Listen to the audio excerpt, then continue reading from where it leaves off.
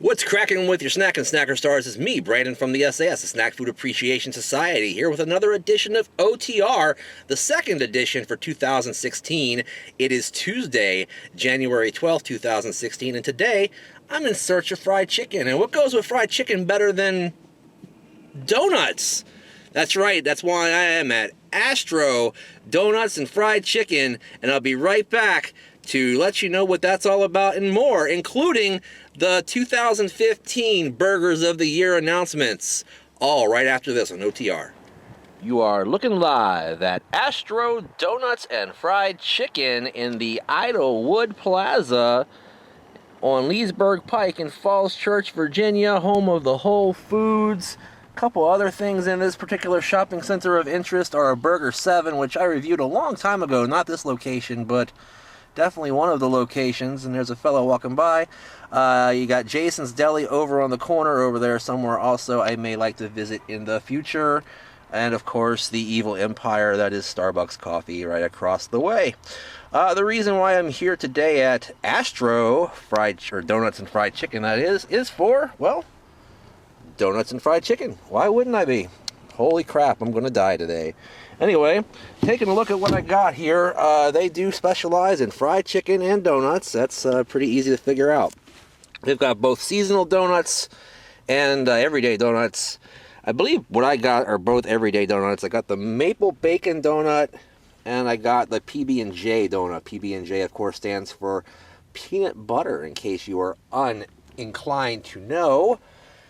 And then I got, of course, a two-piece fried chicken. Now, they have a two-piece fried chicken combo, which comes with either a biscuit, which I almost got, or those golden brown looking tater tots right there, as well as a fountain soda for $9.75. And these donuts, well, they're $2.95 each. So with all that and my tax and everything, comes to $16.59. Yet again, not quite a very cheap edition of OTR.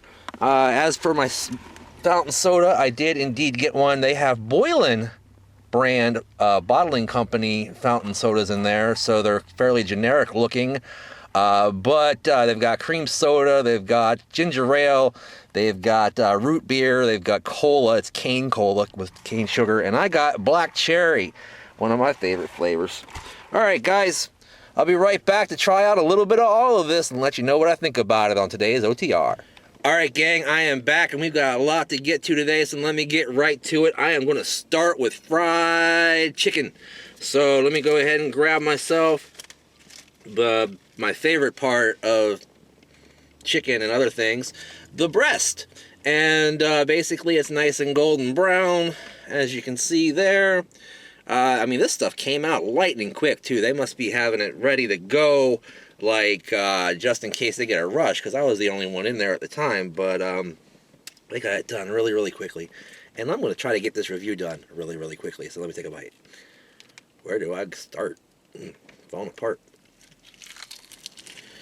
Alright, I actually took several bites of that in the interim to get my full 100% mind frame wrapped around that piece of fried chicken. And I'll tell you what, while it's kind of fresh tasting and more home style than, say, maybe a KFC or a Popeyes or even a Bojangles, I think it lacks a little bit in the flavor of the coating. Not to mention the coating just falls off at every given second. So that makes for a very messy experience, particularly if you're trying to eat in your car or your truck like I am here today. The chicken itself, really moist and juicy, very tender.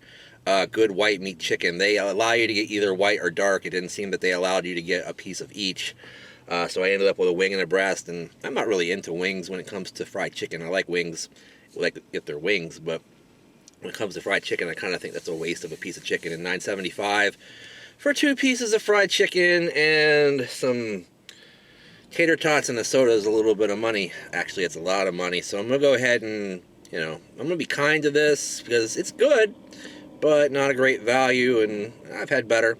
So 2/3 of the thumbs up for this one today here on OTR with the Astro Doughnuts and Fried Chicken.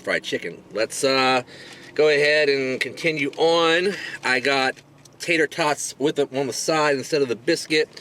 I also got some Sir Kensington's Ketchup, I believe, is what they call it. I've had this once before, I believe, at Fat Burger in Maryland.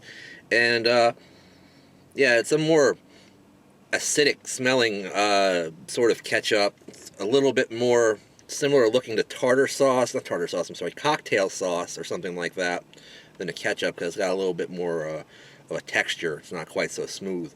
Let me go ahead and dip one of these, and one of these I'll have without the ketchup, and we'll see what I think.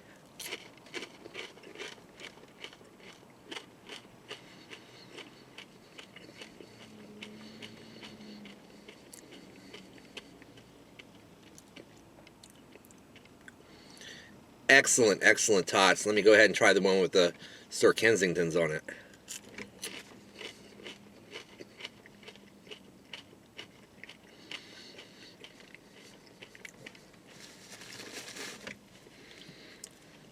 Excellent tot either way. The Sir Kensington's ketchup is a lot less sweet than standard ketchup, with a little bit more acid involved, I believe. Beyond that, I think maybe there's more vinegar in there.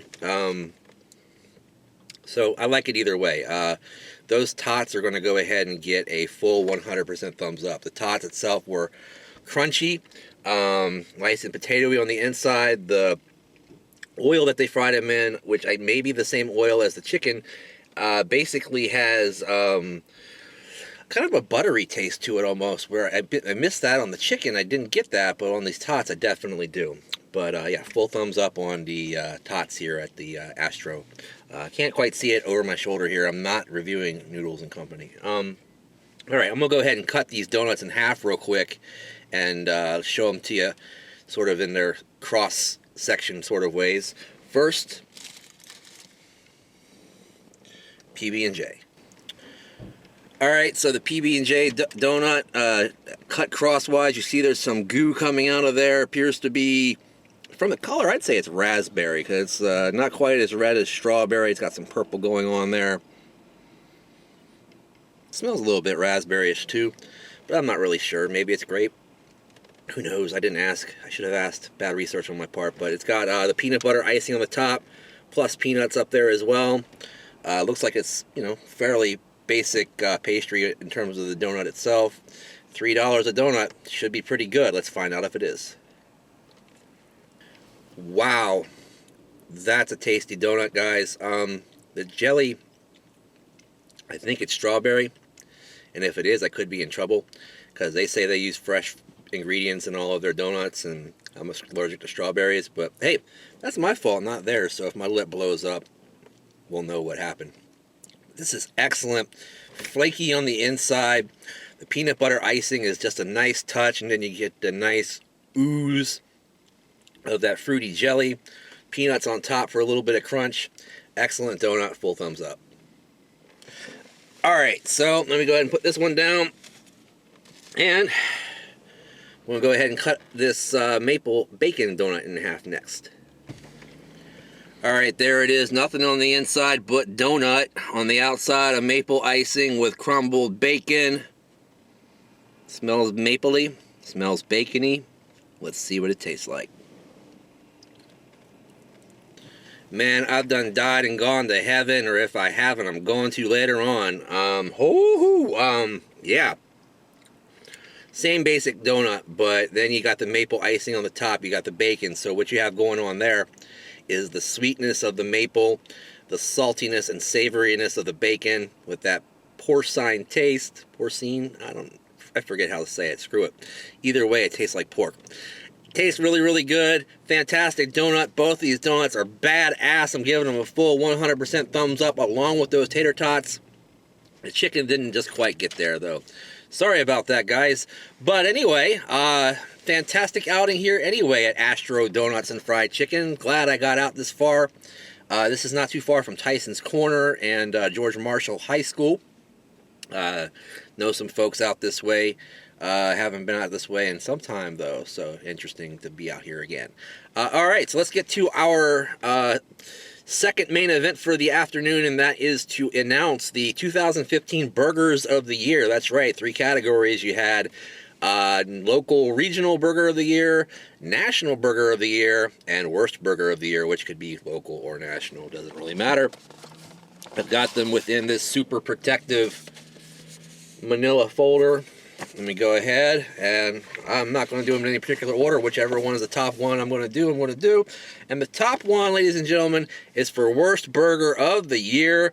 I forget all of the nominees, but you can check that out in the last video, the last OTR. I told you all the nominees, but this burger to me stood out as the worst burger of 2015 and maybe many other years to come.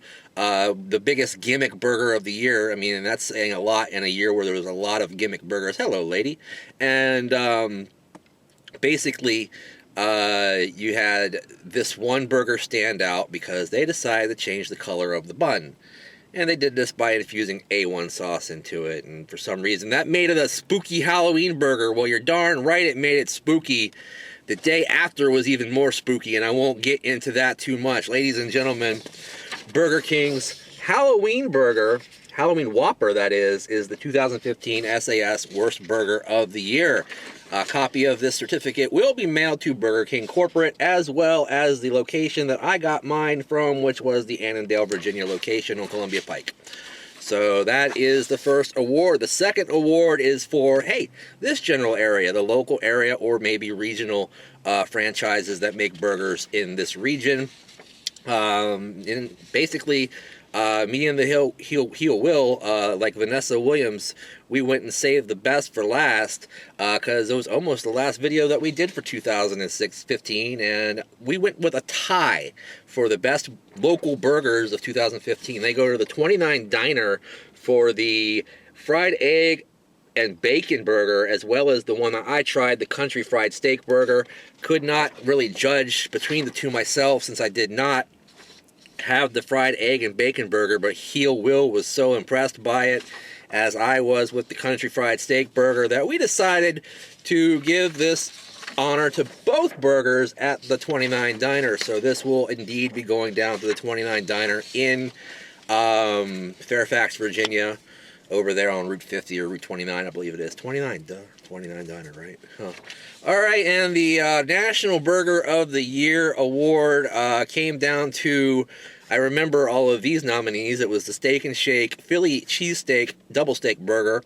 Also, I loved Cookout's steak burger as well, but one really sort of stood out among all the others, particularly when it came to gimmick burgers, like I was talking about before with the Halloween Whopper, which was the worst burger of the year. The best burger of the year also ended up, to me at least, being the best gimmick, because when you take all of the things that go into a 4th of July picnic, you take your burgers, you take your hot dogs, you take your tater chips, things like that, and you put it all in the one freaking burger. Well, you come up with Hardee's and Carl's Jr.'s Most American Thick Burger, which I have decided to choose as SAS, the Snack Society's National Burger of the Year for 2015. This sumbitch had burger patty, of course. You can choose your size. They have a split all-beef hot dog on that sumbitch. They got all kinds of melted cheese on there, mustard, ketchup, pickles, and potato chips were down at the bottom. I mean, they were the Lay's extra wavy potato chips as well, so they were a little bit substantial. This thing tasted like a picnic in a bite, and I really, really enjoyed it, and I believe it truly is the burger of the year for 2015. Thank you so much for watching, indulging me week after week here on OTR. Hope to get out to do some more burgers this year, as well as some more fried chicken, guys. I hear that KFC Nashville hot fried chicken is coming very, very soon. I've got to keep my eyes peeled for that. And if any of you guys know when it's coming, let me know down in the comments down below. Also, in the comments down below, or actually above the comments in the description, you'll see a link to go to our Facebook group, which is the coolest group in the whole dang world, with hundreds of the coolest people in it. You should join the group. If you are not in it, why aren't you? Follow me on Twitter and Instagram at Brandon Reich SAS. And, you know, make sure you keep up on all the happenings of the SAS as well as my own twisted mind. Use the hashtag Snack Society all the time when you're trying to learn about snacks, figure out what's going on all the social media platforms out there. Hey, what do you know? You're probably going to say you didn't review the Boiling Soda. Well, actually, I did. It was a very nice black cherry flavor, very reminiscent of the old school, like Cragmont or Giant type sodas that you would get for a quarter in a can. And that's charming to me. I like that, so I'm giving that a full thumbs up too. Full thumbs up for almost everything here today, guys. Just not quite the fried chicken. Thanks for watching. In the meantime, in between time, we'll see you next time. Bye-bye.